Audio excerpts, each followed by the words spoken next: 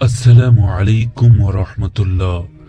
প্রিয় দর্শক, আজকের এই ভিডিওতে কিয়ামতের দিন সর্বপ্রথম যে তিনজন ব্যক্তি জাহান্নামে যাবে, ভিডিওটি শেষ পর্যন্ত আমাদের সাথেই থাকুন। কোন তিনজন ব্যক্তি আল্লাহ তাআলা সর্বপ্রথম জাহান্নামী হিসেবে ঘোষণা করবেন? আবু হুরায়রা রাদিয়াল্লাহু তাআলা আনহু হতে বর্ণিত, তিনি বলেন, আমি শুনেছি আল্লাহর রাসূল সাল্লাল্লাহু আলাইহি ওয়াসাল্লাম বলেছেন যে কিয়ামতের দিন অন্যান্য লোকদের পূর্বে যে ব্যক্তির প্রথম বিচার হবে সে হচ্ছে একজন শহীদ। তাকে আল্লাহর দরবারে হাজির করা হবে।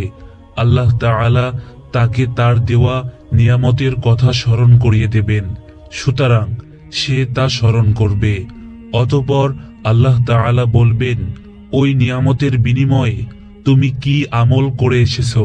সে বলবে, আমি তোমার সন্তুষ্টি লাভের জন্য জিহাদ করেছি এবং অবশেষে শহীদ হয়ে গেছি।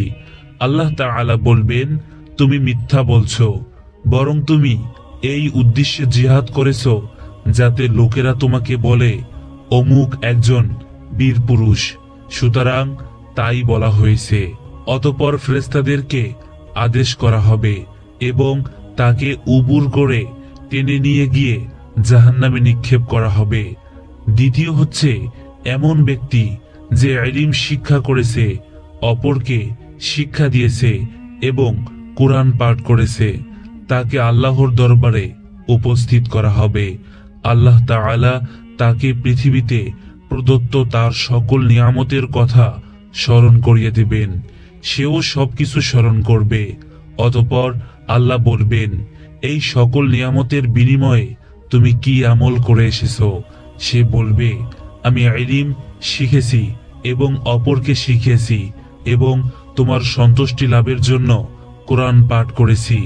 আল্লাহ বলবেন, মিথ্যা বলছো তুমি, বরং তুমি এই উদ্দেশ্যে ইলম শিখেছো যাতে লোকেরা তোমাকে আলেম বলে এবং এই উদ্দেশ্যে কোরআন পড়েছো যাতে লোকেরা তোমাকে কারি বলে, আর দুনিয়াতে তা বলা হয়েছে।